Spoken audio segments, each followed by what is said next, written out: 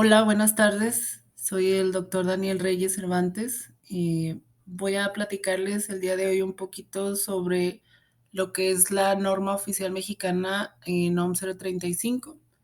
Esta está relacionada a los que es factores de riesgo psicosociales en el trabajo, cómo identificarlos, cómo analizarlos y cómo prevenirlos. Antes de iniciar, nada más les voy a pedir que se tomen tiempo para ustedes, que pongan en silencio su celular, que estén al tanto de lo que vamos a compartir, etcétera. ¿Cuál es el objetivo del curso? Lo importante o lo que se van a llevar ustedes al tomar esta capacitación es conocer los conceptos de factores de riesgo psicosocial, clima organizacional, violencia laboral, estrés postraumático y qué alcance tiene todo esto a través de la norma 035 para poder aplicarla e implementarla de manera adecuada en una empresa. ¿De acuerdo? Así en términos muy generales, pues los factores psicosociales en el trabajo este, interactúan entre el trabajador y su medio ambiente. ¿Ok? Entonces, como podemos ver en esta imagen, el, la satisfacción en el trabajo, las condiciones de la organización, todo eso, más aparte sumando lo que es la percepción del trabajador, sus capacidades, sus necesidades, su trasfondo personal, sus costumbres, sus culturas, todo eso a la hora de combinarlo, tiene una repercusión sobre su rendimiento laboral, su salud y la satisfacción en su trabajo. ¿Ok? Por eso es que esta norma ha ido en aumento la importancia. Un poquito de introducción, pues sí, la Secretaría del Trabajo a, instauró, por así decirlo, la norma 035 con la finalidad de delimitar cuáles son los requisitos con los que los centros de trabajo tienen que cumplir. ¿Ok? Y lo puso a través de dos etapas. La primera entró en vigor el 23 de octubre del 2019 y lo que tenían que hacer las organizaciones en esa primera etapa era generar políticas de prevención de riesgos psicosociales, identificar a los trabajadores que hayan padecido una situación traumática, atender medidas de prevención y procurar un entorno organizacional favorable, crear protocolos o sistemas de quejas y sugerencias y crear campañas de información. La segunda etapa fue o es más bien dicho una etapa para aplicar las guías de referencia. Ya esto era con la finalidad de diagnosticar a las personas, crear un programa de trabajo para combatir y prevenir los factores de riesgo psicosocial y aplicar exámenes médicos a los trabajadores. ¿Okay? Esto es con la finalidad, esto es meramente una introducción, ¿ok? Vamos a pasar a lo que son los conceptos básicos. Entonces, el ser humano es un ser dinámico, es un ser complejo que tiene gran estructura en su organismo. Entonces, esto representa una dimensión biológica, social y psicológica.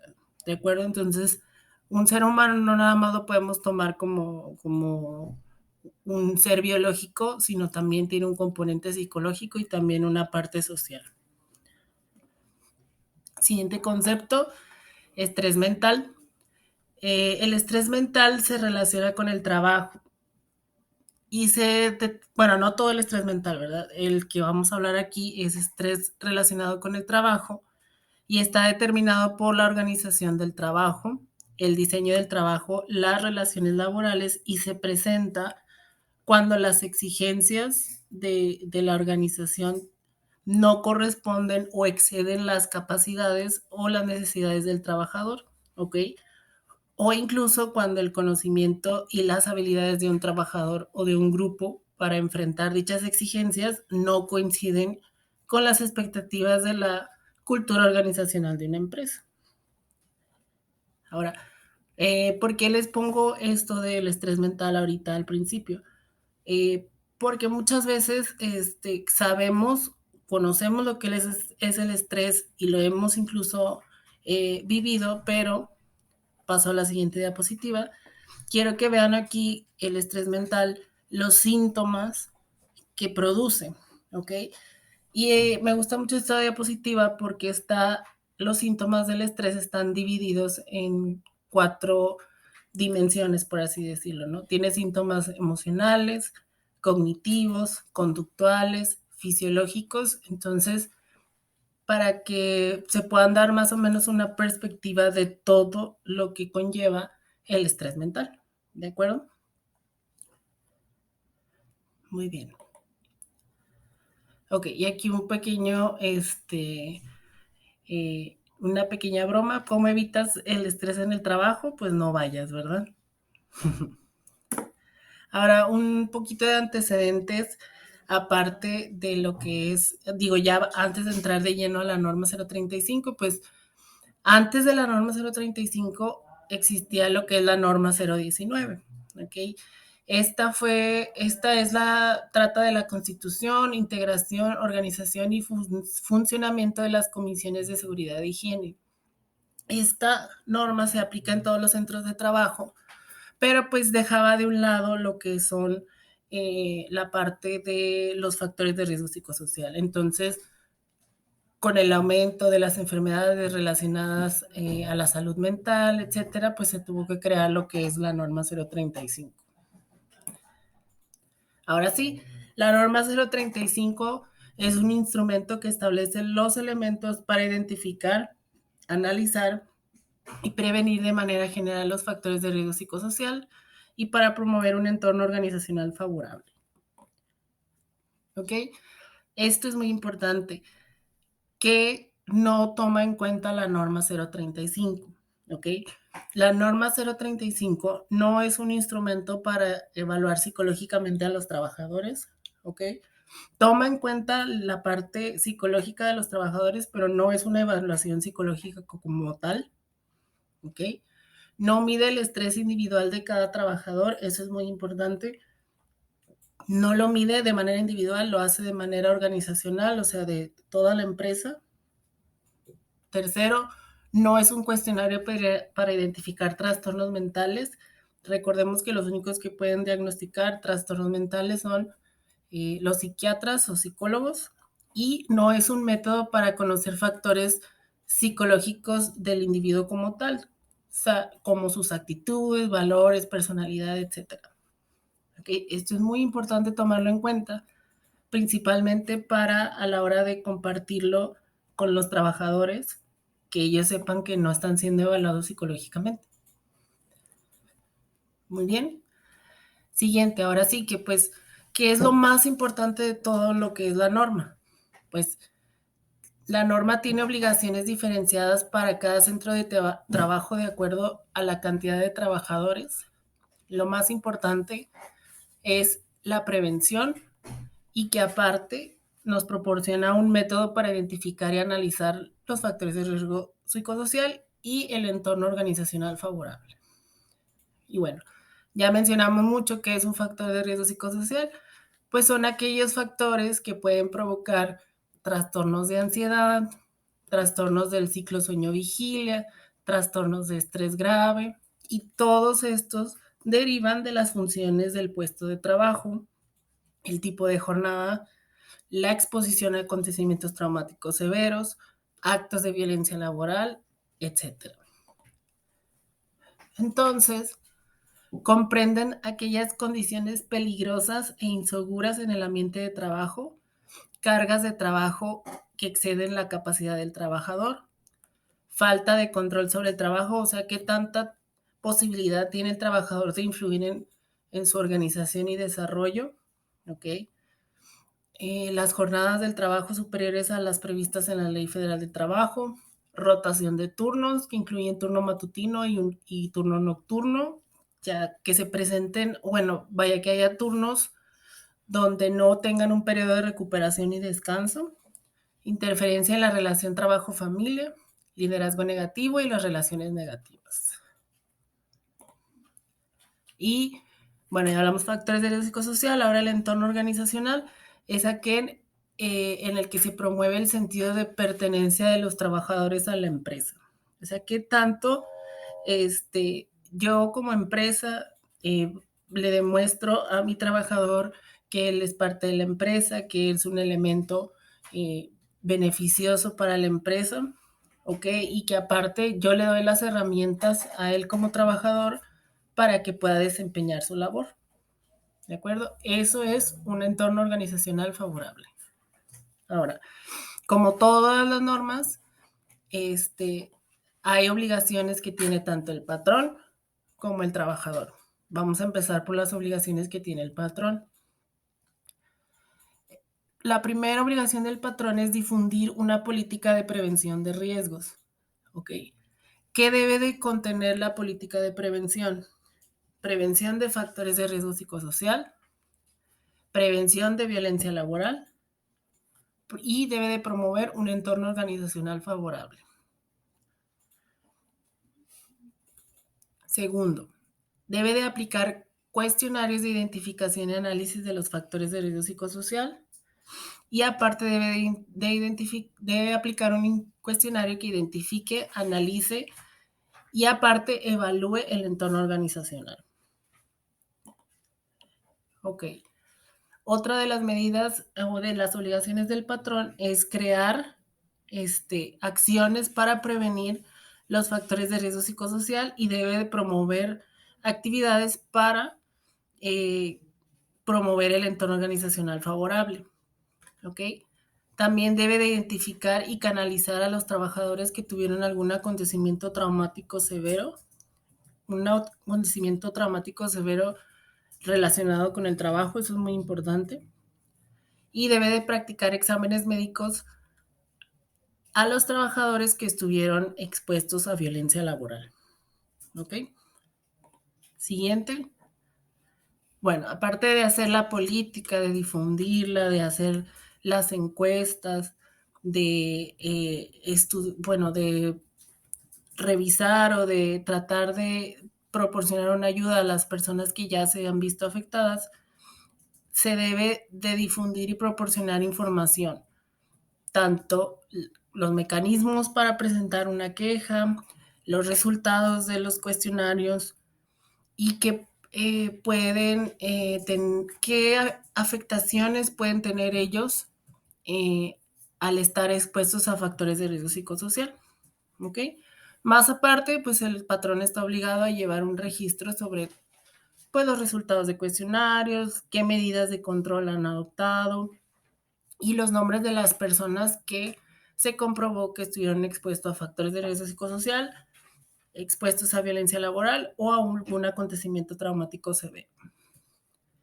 Esto es todo de las obligaciones del patrón. Pasamos ahora a las obligaciones del trabajador. ¿Ok? Tanto el patrón como el trabajador tienen obligaciones. El trabajador está obligado a observar las medidas de prevención y en su caso, aplicarlas según como lo establezca el patrón. Debe abstenerse de realizar prácticas contrarias al entorno organizacional favorable. Debe practicar en la identificación de los factores de riesgo psicosocial y en la evaluación del entorno organizacional y debe informar sobre prácticas opuestas al entorno organizacional y denunciar los actos de violencia laboral. Ahora, esta parte que sigue es muy importante. Esta es otra obligación del trabajador y es presentar o avisar al patrón de que se presenció o sufrió un acontecimiento traumático severo. Es muy común que se confunda un poco cuál es un acontecimiento traumático severo. Un acontecimiento traumático severo está relacionado al trabajo, ¿ok? Sucedió realizando una actividad laboral, ya sea en su área de trabajo o en alguna otra área, pero se encontraba realizando su actividad. Fue dentro de esa organización, ¿ok? Y puede tomar en cuenta también los accidentes de traslado, ¿ok? De traslado de casa al trabajo o de trabajo a casa. Muy bien. Siguiente obligación del trabajador, participar en eventos de información que proporcione el patrón. Y último, pues someterse a los exámenes médicos y evaluaciones que determina la norma. ¿De acuerdo? Siguiente. Ok.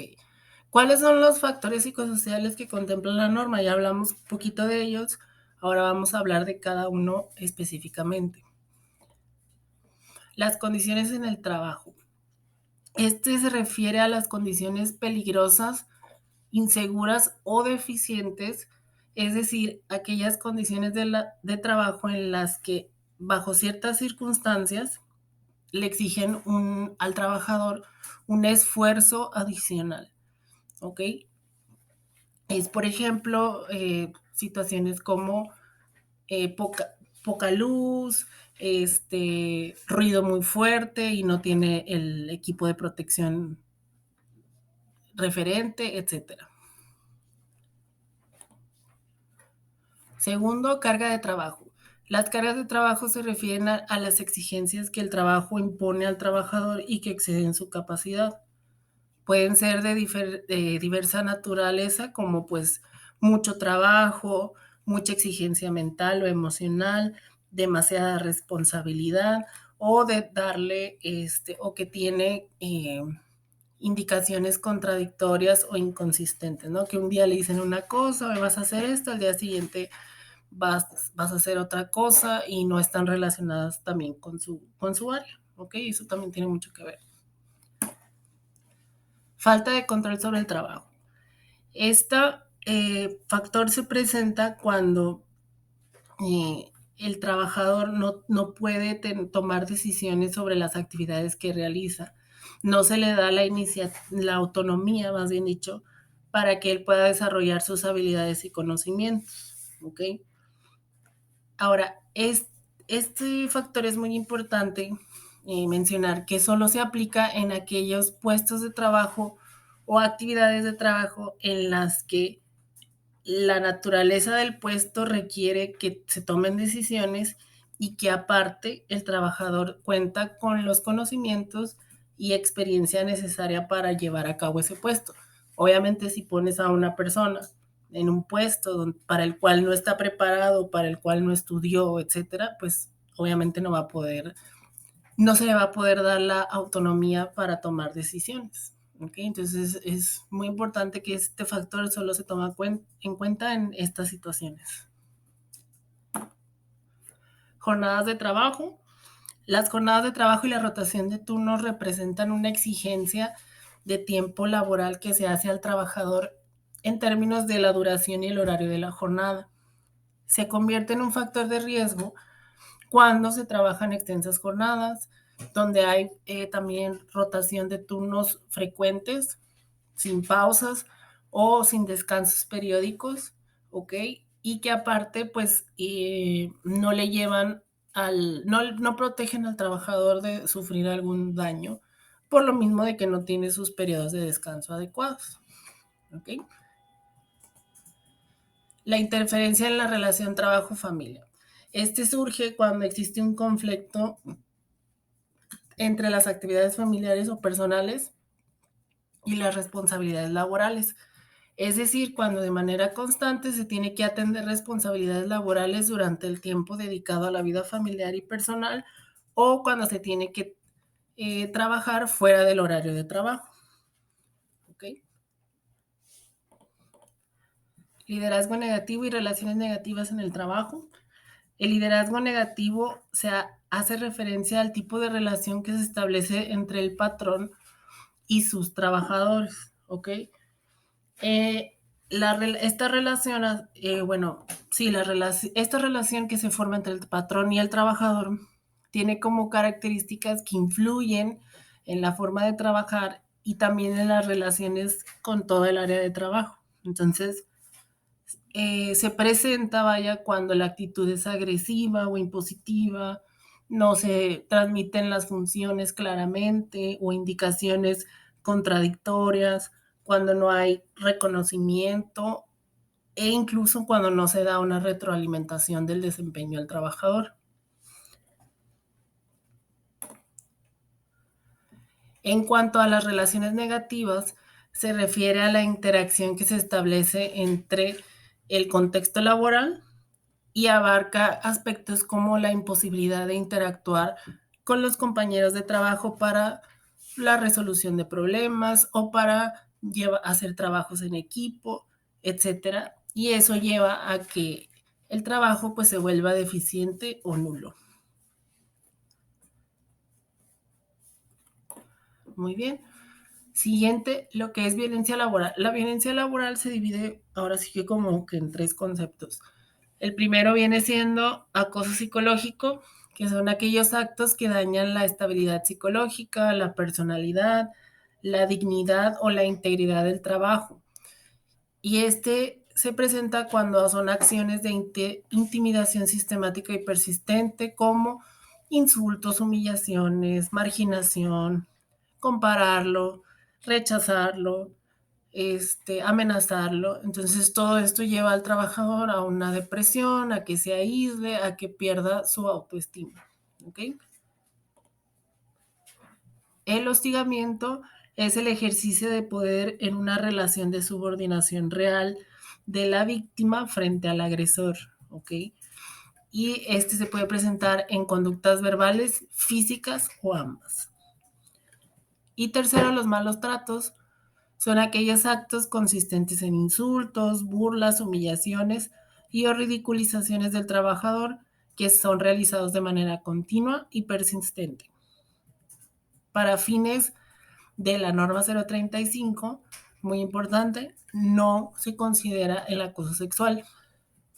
Para este aspecto, se tiene que tomar en cuenta el protocolo de atención que lleva la Ley Federal del Trabajo, ¿okay? Que lo pueden consultar en internet. Entonces, pero sí debe quedar muy claro que en la norma 035 no se considera el acoso sexual, pero si lo marca la Ley Federal del Trabajo, entonces se debe también seguir ese protocolo. ¿De acuerdo? Ahora, ¿qué consecuencias se puede presentar en un centro de trabajo cuando hay factores de riesgo psicosocial?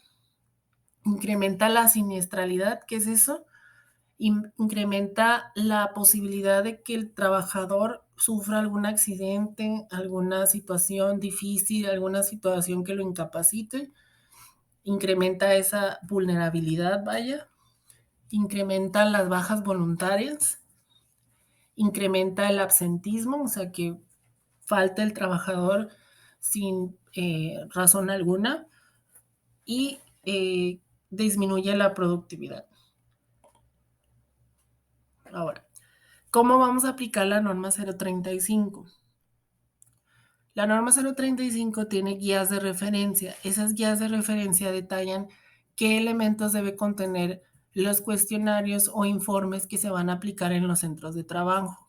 Ahora, como dijimos, las guías de cumplimiento obligatorio dependen del número de trabajadores. Entonces, para centros de trabajos donde solo se tienen hasta 15 trabajadores, se aplica solamente la guía de referencia 1, ¿de acuerdo? Para centros de trabajo donde se tiene de 16 a 50 trabajadores, se aplica la guía de referencia 1 y 2. Y para centros de trabajo donde hay más de 50 trabajadores, se aplica la guía de referencia 1 y 3. Ahorita vamos a hablar de cada una de las guías. La guía número 1 identifica a los trabajadores que fueron expuestos a acontecimientos traumáticos severos. Esta encuesta o este cuestionario se tiene que aplicar a todos los trabajadores y está conformado por 4 secciones. El acontecimiento traumático severo como tal, los recuerdos persistentes sobre ese acontecimiento, si ha tenido que hacer un esfuerzo por evitar circunstancias parecidas o asociadas al acontecimiento y las afectaciones que ha presentado durante el último mes. Recuerden, esta se aplica en todos los centros de trabajo sin importar el número de trabajadores y a todos los trabajadores. La guía de referencia 2 es específicamente sobre la identificación y análisis de factores de riesgo psicosocial. Este está conformado por 46 preguntas, se aplica también a todos los trabajadores, cuenta con condiciones de inicio, durante y final, ¿ok? Es de opción múltiple y cuenta con una evaluación general por categoría y por dominio. Aquí es muy importante que recuerden que la guía de referencia 2 se aplica a los centros de trabajo donde se tienen de 16 a 50 trabajadores, más aparte la 1, ¿ok? 1 y 2. Y la guía de referencia 3, que esta es la que se aplica a centros de trabajo a partir de 50 trabajadores, esta es sobre identificación, análisis de factores de riesgo psicosocial y aparte evalúa el entorno organizacional favorable. ¿Cuál es la diferencia con la guía 2 y la guía 3? Es que la guía 3 tiene más preguntas, o sea, hace como que la evaluación un poquito más a fondo. ¿Sí? Y a diferencia de los demás centros de trabajo, la guía de referencia 3 se puede aplicar a todos los trabajadores o se puede aplicar solamente a una muestra representativa que se saca esa muestra a partir de una ecuación que la norma brinda, ¿ok? Pero esto es para fines pues ya más profundos. Pero sí se debe tomar en cuenta que no es necesario que sea a todos los trabajadores, pero sí a una muestra representativa. ¿De acuerdo? Ok. Ahora vamos a hablar un poquito más de lo que es la política de riesgos. Cada centro de trabajo debe elaborar su propia política. Y esto se hace en base a sus propias necesidades del trabajo y a los elementos que indica la norma. O sea, se hace en base a, ahora sí que, eh, a las necesidades de cada centro de trabajo o a las condiciones, pero pues sí tiene que contener algunos elementos que vienen marcados en la norma, como la prevención de factores de riesgo psicosocial, la prevención de violencia laboral y cómo promover un entorno organizacional favorable.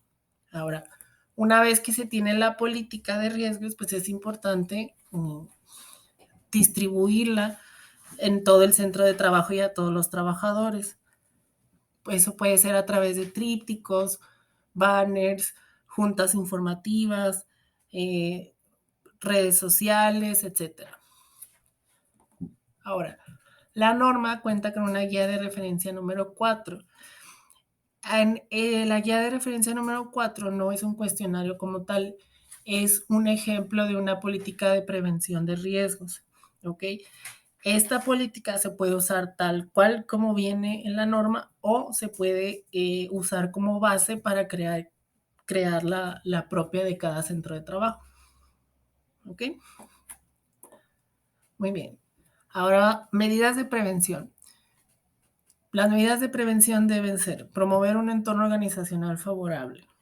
Se deben de establecer acciones que impulsen el apoyo social, la difusión de la información y se debe de hacer una capacitación para todos los trabajadores. Las medidas de prevención, esto también es muy importante, es para todos los centros de trabajo, ¿ok? No es específicamente para centros de trabajo con cierto número de trabajadores, no, estas son para todos, ¿ok? Y otra medida puede ser realizar acciones que promuevan el sentido de pertenencia tanto de los trabajadores a la organización y que reciban una capacitación adecuada. Muy bien. Para crear un programa de prevención y de acción, se deben de tomar en cuenta cada uno de los factores que analiza la norma 035. ¿Ok? Se debe de crear medidas de acción específicamente para cada una de las áreas. ¿Ok? Ahora, una vez que se hace el análisis, lo que sí la norma pide muy específico es que se le debe de dar una especial atención a lo que es la violencia laboral. La violencia laboral se debe de tener un plan de acción y un plan de prevención, exista o no exista. ¿Por qué? Porque una vez que se hace el análisis, la norma te pide que pues los factores de riesgo psicosocial que están más marcados son los que se deben de tomar en cuenta primero, pero la violencia laboral, aunque exista o no exista en el centro de trabajo, siempre se le debe de estar informando al trabajador constantemente sobre lo que es, cómo se puede atender, etcétera. ¿Ok? Entonces, el programa para atender los factores de riesgo psicosocial y para llevarlo a cabo debe contemplar lo siguiente. Debe contemplar las áreas de trabajo y los trabajadores que van a estar sujetos al programa, el tipo de acciones y las medidas de control que se van a adoptar, las fechas para que se realice cada una de las actividades, ¿ok? El control de los avances en cuanto a cómo se va implementando el programa, la evaluación de las medidas de control. Esto es muy importante porque yo puedo crear un plan de acción, aplico las medidas, pero tal vez esas medidas no se adaptan a mi centro de trabajo o no se adaptan a cierta área específica. Entonces, yo tengo que evaluar esas actividades, esas medidas, y si no están funcionando, deben de ser modificadas. ¿Ok? Y por último, pues también deben de incluir el responsable de llevar a cabo esas medidas. ¿Ok? Y las acciones se van a realizar según los siguientes niveles. El primer nivel son las acciones que se centran en el plano organizacional, ¿no? Y es la política de prevención, cómo vamos a organizar el trabajo, las acciones, cómo vamos a difundir la política, cómo les vamos a hacer llegar información a los trabajadores, ¿no? Y luego, segundo nivel, son acciones orientadas al plano grupal, y aquí es donde ya hay interrelación entre los trabajadores o entre grupos de trabajo y la organización del trabajo. ¿Ok? La actuación en el segundo nivel se centra en el tiempo de trabajo, el comportamiento, las interacciones personales y se basan en proporcionar información al trabajador, así como sensibilizarlo. ¿De acuerdo? Y último, las acciones se enfocan al plano individual, esto es decir, una vez que ya se hizo la evaluación, ya detectamos algún caso de violencia laboral o hubo una queja o incluso se detectó alguna persona que sufrió algún acontecimiento traumático severo, pues ya lo pasamos ahora sí a lo que es una intervención específica o incluso una terapia para esa persona en su caso particular. ¿De acuerdo? Y bueno, esto sería todo de mi parte.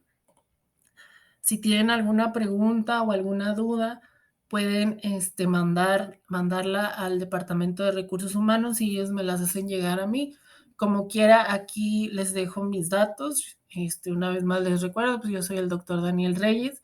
En Centro Médico yo soy el coordinador de calidad y control. Aquí tienen mi correo de reyes@medicoempresarial.com o mi celular por si tienen alguna duda o alguna pregunta, pueden hacérmela llegar a través de esos medios y con mucho gusto les respondo. Les agradezco su tiempo. Que tengan bonito día.